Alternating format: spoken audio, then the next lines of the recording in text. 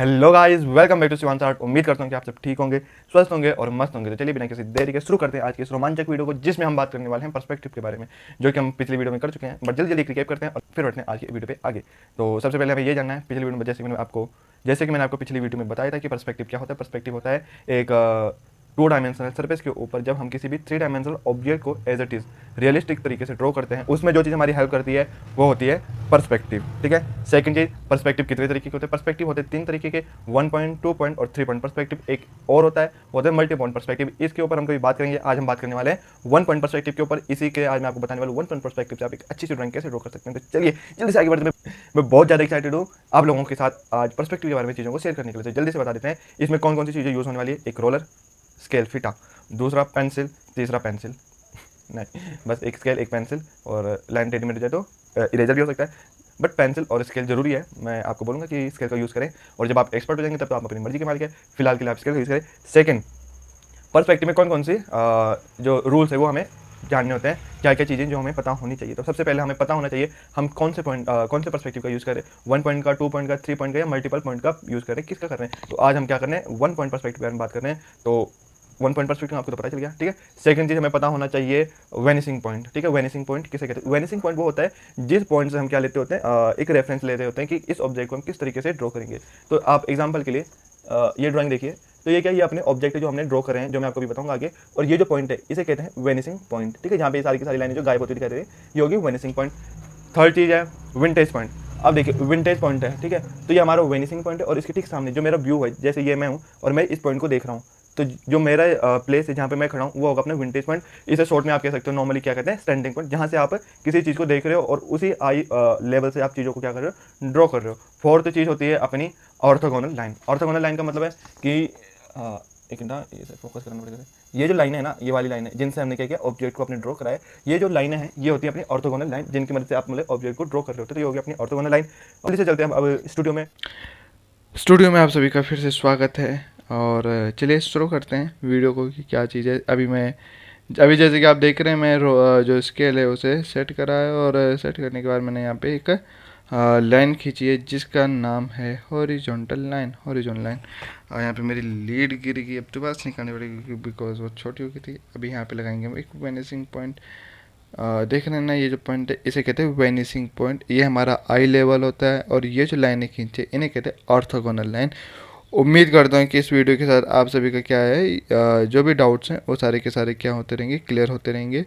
तो जहाँ से हमने लाइन खींची है, ये जो पॉइंट है, इस पॉइंट को कहते हैं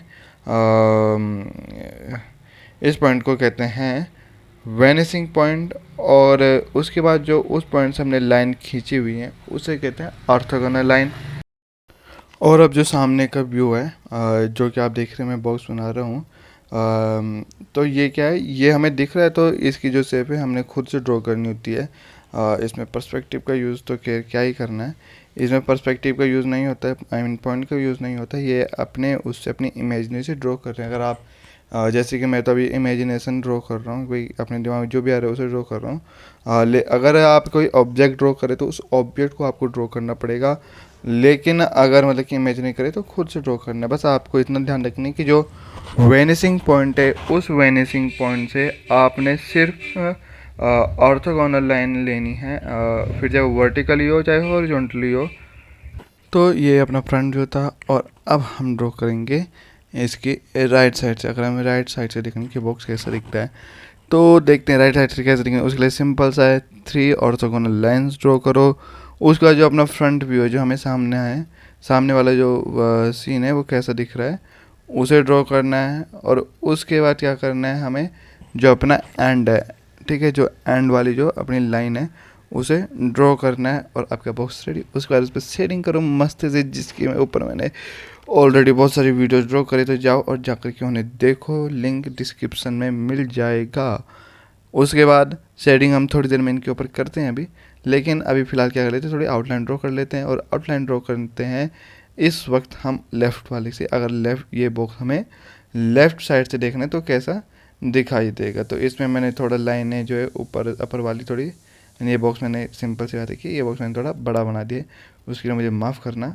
लेकिन इसमें और कुछ भी नहीं है, बस हमने क्या करना है, सेम वही जो अपना लाइन वाला सीन है उसे खींचो और बस उसके बाद अब हम देखते हैं कि अगर हमें सेम बॉक्स को नीचे से अगर हम देखते हैं और वो ऊपर टंगा हुआ है तो कैसा दिखाई देगा। तो उसके लिए क्या करो, अभी मैं साइड वाला बता रहा हूँ, एकदम पूरा प्रॉपर तरीके से ऊपर वाला बताता हूँ। तो साइड वाले के लिए सेम जो नीचे हमने किया था लेफ़्ट राइट वाले में सेम किया था, लेकिन इस बार जो हॉरिजॉन्टल लाइन है अपनी उस लाइन के ऊपर ड्रॉ करेंगे। देखिए अगर हॉरिजॉन्टल लाइन के ऊपर अगर हम बॉक्स कुछ भी ड्रॉ करते हैं तो ऐसा लगेगा कि जो है हम चीज़ को नीचे से ऊपर को देख रहे हैं, और नीचे की ओर ड्रॉ करते तो ऐसा लगेगा जैसे हम या तो सामने से देख रहे हैं या फिर ऊपर से थोड़ा नीचे को देख रहे हैं। ठीक है, तो इसमें आप शेडिंग बताते हैं। तो शेडिंग के लिए क्या करना है आपने, वैसे तो बहुत सारी वीडियोस हैं लेकिन मेरा फ़र्ज़ है कि मैं आपको बताऊं, तो मैं आपको बताता हूं।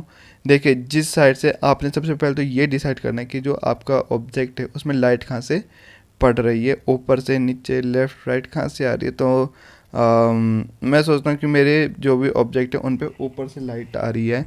तो एक बात का ध्यान रखिए, अब जैसे ये वाला जो बॉक्स है इस बॉक्स को ड्रॉ कर रहा हूँ, तो ये जो बॉक्स है इसके साइड में कौन सा बॉक्स है, एक और बॉक्स है, और इस बॉक्स की जो है जो शेडोज़ है इसके ऊपर पड़ रही होगी, और जो लाइट है प्रॉपर तरीके से क्या इस बॉक्स के लेफ्ट राइट साइड में नहीं आ सकती। रीज़न क्योंकि राइट साइड में क्या है एक बॉक्स और है, तो वो वाला जो पार्ट होगा वो क्या होगा, डार्क होगा। अब जो फ्रंट है वो उसके आगे और कुछ नहीं है तो वहाँ पे थोड़ी लाइट रहेगी, और जो ऊपर वाला हिस्सा है ऊपर वाले हिस्से में एकदम मतलब कि प्रॉपर तरीके से लाइट आ रही है। तो ज़्यादा डार्क नहीं होगा लेकिन शेडिंग तो करेंगे ही करेंगे। क्यों, क्योंकि शेडिंग ज़रूरी है। अगर शेडिंग नहीं है तो मतलब कि लगता ही नहीं भाई कुछ ड्रॉ करा हुआ है। मैं आपको फ़ोटो दिखाऊंगा। एक्चुअली मैंने इसमें प्रॉपर तरीके से शेडिंग नहीं करी है, बट जब मैंने प्रॉपर तरीके से शेडिंग करी उसकी फ़ोटो में दिखाऊंगा। वो मैंने एक्चुअली रिकॉर्ड नहीं करा, उसके लिए मैं माफ़ी चाहता हूँ। और वही है, फिर से अब आप देख रहे हैं इस ये जो बॉक्स है सेम वही क्या है उसका सेम वही प्रोसेस है। इस बार क्या कर रहे हैं, जो लेफ़्ट वाला हिस्सा है उसे डार्क कर रहे हैं क्योंकि उसके लेफ़्ट में बॉक्स है, और फ्रंट वाला है फ्रंट में लाइट आती है तो उसे हम क्या करेंगे, ज़्यादा डार्क नहीं करेंगे, थोड़ा सा लाइट रखेंगे। और बिल्कुल लाइट भी नहीं रखेंगे क्योंकि लाइट क्या ऊपर से आ रही है, तो जितना ज़्यादा जो मतलब कि वाइट एरिया ऊपर होगा उतना नीचे नहीं होगा। यहाँ पे क्या रहेगी, थोड़ी ग्रे टोन ज़्यादा रहेगी, लेफ़्ट में उससे भी ज़्यादा रहेगी, और अपर में बहुत कम ग्रे टोन रहेगी। ठीक है, इसके बाद अब आप देख रहे हैं मैं ऊपर शेडिंग कर रहा हूँ। शेडिंग का वही सीन है। इसमें क्या बताऊँ मैं आप लोगों को, यहाँ पे चलते टाइम लैप्स मार लूँगा, है ना।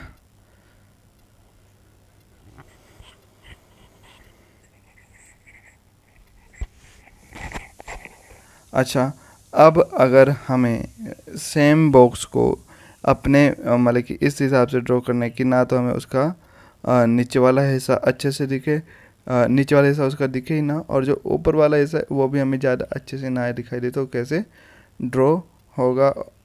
तो सेम है वही ऑर्थोगोनल लाइंस को हमने पॉइंट से लेना है, लेकिन जो अपना हॉरिजॉन्टल है, जो अपना हॉरिजॉन्टल लाइन है उस हॉरिजॉन्टल लाइन के नज़दीक लेना है। जितना नज़दीक हॉरिजॉन्टल लाइन के वो आप बॉक्स को ड्रॉ करोगे, जो अपर वाला पार्ट है वो उतना क्या होगा, इनविजिबल होता जाएगा, और जितने नीचे ड्रॉ करोगे उतना क्या होता जाएगा, विजिबल होता जाएगा। तो इसे सिंपल सा क्या है फंडा है। तो यहाँ पे मैंने थोड़ी गड़बड़ कर दी सेटिंग में, और मैंने अपर पार्ट को डार्क कर दिया। एक्चुअली उस वक्त मेरे दिमाग में ये चल रहा था कि भाई अगर उस पर मेरी आईज मतलब कि मेरी नज़र नहीं है प्रॉपर तरीके से पड़े तो वो डार्क, वैसे होता तो डार्क ही है। अब देखिए हमने बिल्कुल प्रॉपर तरीके से अगर नीचे से ऊपर को देखना है तो जो अपना पॉइंट है ना, तो वो जो पॉइंट है उस पॉइंट के सीधा सामने हमने क्या करनी है, ऑर्थोगोनल लाइन खींचनी है। यहाँ पे अच्छे से आपको दिखा नहीं पाया मैं, वो फ्रेम के बाहर चला गया था, उसके लिए मैं माफ़ी चाहता हूँ। लेकिन आपने करना कुछ नहीं, जैसा आपने नीचे वाला बॉक्स ड्रॉ किया था ना सेम वही जो है आपने वो करना है, प्रोसेस फॉलो करना है। और अब मैंने जैसे कि आपको बोला था जितने नज़दीक हॉरिजॉन्टल लाइन के आप बॉक्स ड्रॉ करोगे उतने जो अपर पार्ट है वो क्या होता जाएगा, इनविजिबल होता जाएगा, और नीचे वाला पार्ट विजिबल होता जाएगा। तो यहाँ पे आप देख रहे हैं जैसे कि मैंने क्या करा है, जो हॉरिजॉन्टल लाइन है बिल्कुल उसी के साथ ही क्या कर दिया मैंने, इस बॉक्स को ड्रॉ करा है। तो इस वाले सीनेरियो में मुझे ना तो अपर पार्ट दिख रहा है और ना ही बॉटम पार्ट दिख रहा है। ठीक है, अब अगर हमें टेढ़ा बॉक्स ड्रॉ करना है, बाबा टेढ़ा है मतलब कि वो अपने चारों पैरों में से किसी भी पैर पे अच्छे से नहीं खड़ा है, वो थोड़ा टेढ़ा सा खड़ा है। तो कैसा दिखाई देगा? तो आपने तीन क्या करना है, वो करने हैं, ऑर्थोगोनल लाइनें खींचनी हैं। और अब एक्चुअली मुझे इसका नाम नहीं पता, लेकिन जो काजू कतली का जो शेप होती है वो फ्रंट पे ड्रॉ करनी है और बैक पे भी उसी तरीके से ड्रॉ करना है। शेडिंग का वही प्रोसेस रहेगा। लेफ़्ट में अपने क्या है, बॉक्स है, तो लेफ़्ट वाला पार्ट डार्क होगा। फ्रंट वाला जो पार्ट है, फ्रंट वाला पार्ट में क्या होगा कि थोड़ी ग्रे टोन राइट वाले सॉरी लेफ़्ट वाले पार्ट से कम रहेगी। और अपर में क्योंकि लाइट ऊपर से आ रही है तो वो वाइट ही रहेगा। तो उम्मीद कर रहा हूँ कि आप लोगों को समझ आ रहा होगा। एक्चुअली थोड़ी खिचड़ी सी पक गई है, लेकिन नेक्स्ट वीडियो में अच्छे से प्लानिंग करके मैं इसे ड्रॉ करूँगा और आप लोगों को मतलब कि नेक्स्ट वीडियो का जो 2 पॉइंट पर्सपेक्टिव वाला टॉपिक है बहुत अच्छी तरीके से समझ आने वाला है। उम्मीद करता हूँ कि आप लोगों को बहुत कुछ सीखने के लिए मिला होगा, समझने के लिए मिला होगा। और यकीन माने दोस्तों, अगर आप पर्सपेक्टिव का यूज़ करके ड्रॉ करते हैं तो बहुत ही ज़्यादा मज़ा आता है। और बस इतना ही था आज की वीडियो के लिए। उम्मीद करते हैं कि आप लोगों को वीडियो पसंद आई होगी। तो वीडियो पसंद आई है तो लाइक करो, कमेंट करो, सब्सक्राइब करो, शेयर करना मत भूलना। सबसे पहले take care, good bye, enjoy.